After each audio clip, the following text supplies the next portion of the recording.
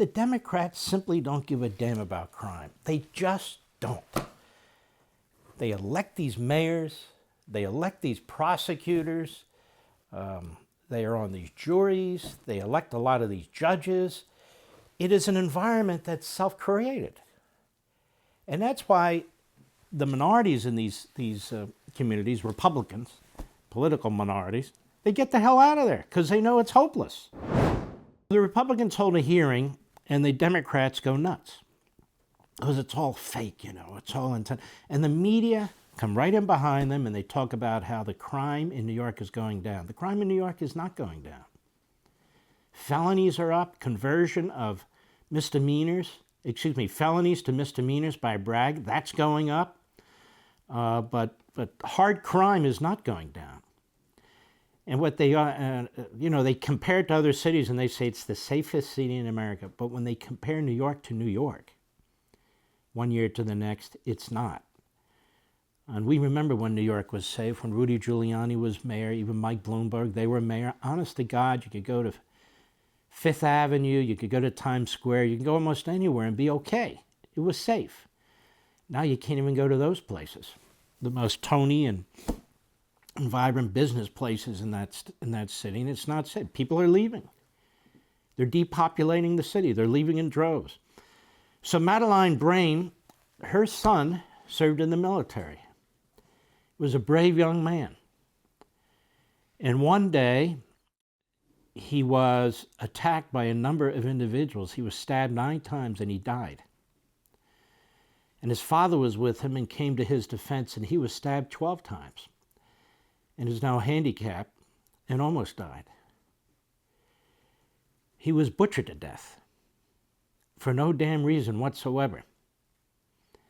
And Madeline Brame wanted to speak. And she also made the point this morning on television on Fox that she'd been voting Democrat for 40 years, and in 2020 she listened to what Trump was saying. And she listened to what conservatives were saying. And she decided they're right. That this voting Democrat thing is just a habit. It's a huge mistake. She said, I can't say I'm a Republican. I haven't become a Republican. The word Republican doesn't really go very well in the hood, she said. Her language, not mine. She said, but Trump and conservative is apparently more acceptable. But here she is during the hearing in part. Let's take a listen. Go.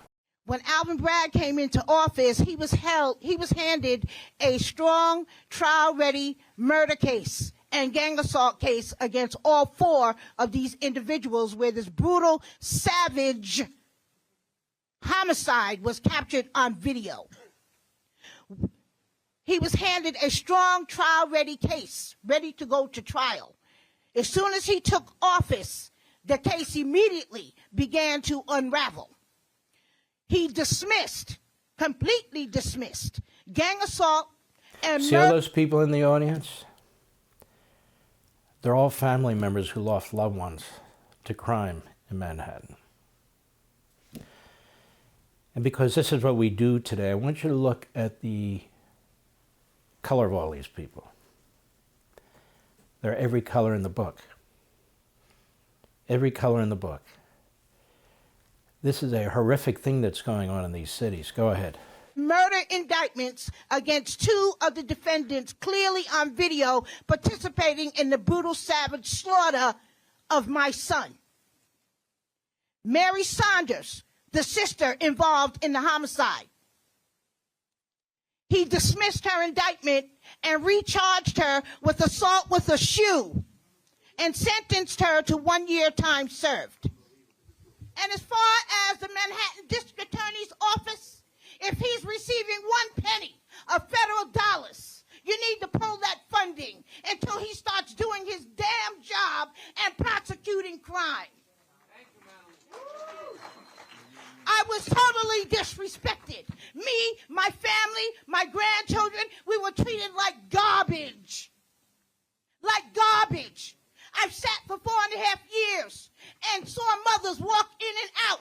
We have a mother sitting here right now whose son, 2 sons, one died and the other one is on a colonoscopy bag. This is out of Darcel Clark's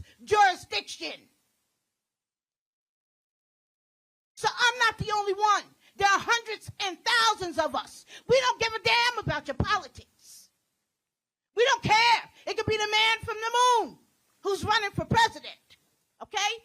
As long as whoever's in there, it stands for law and order and is going to return some civility and sanity to our city. Boy, you got to feel for that lady and what's going on. And what happened was 4 people were involved in stabbing to death her son and almost her husband. 2 were convicted of murder. 2 were not.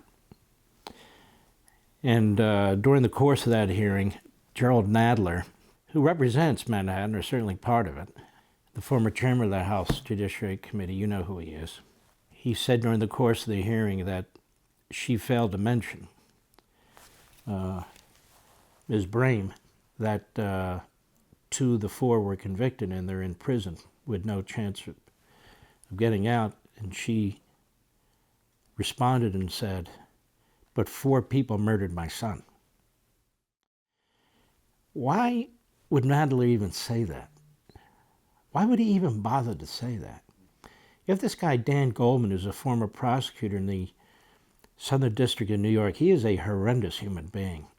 In fact, he told his brother who hated Trump that he was going to spend his time in the House of Representatives, he's newly elected, trying to destroy Trump. That's a sick mind. And this guy said during the course of the hearing, he said he hopes the people testifying and watching and listening in the audience there understand that he's terribly sympathetic to what's happened to their families, but that this event is a Republican charade. And he was shouted down and interrupted. These people are not getting the attention they deserve. And remember the gentleman who worked at that bodega? He was a gentleman, he didn't speak English, and he testified here through a translator. And he talked about what happened that day. That these 2 individuals came in. The woman wanted a bag of potato chips, but her charge card was not working. So he took it back from her. She pulled out a knife and stabbed him over a bag of potato chips. Then her boyfriend pushed him to the ground, threw him to the ground, was berating him, and kept pushing him when he got up. You saw it on the video. I saw it on the video. So he said he did the only thing he could do. He grabbed his knife to defend himself and save his own life because he feared he was going to be murdered. And that's when he stabbed this guy. He stabbed him in the neck. Remember what happened to him? He was arrested for murder. He spent a week in Rikers. He testified that he was actually injured while behind bars, and he's still getting rehab for it. He's an old guy. And if it wasn't for the response of the public, he never would have gotten out. Want to see more? Sign up for Levin TV.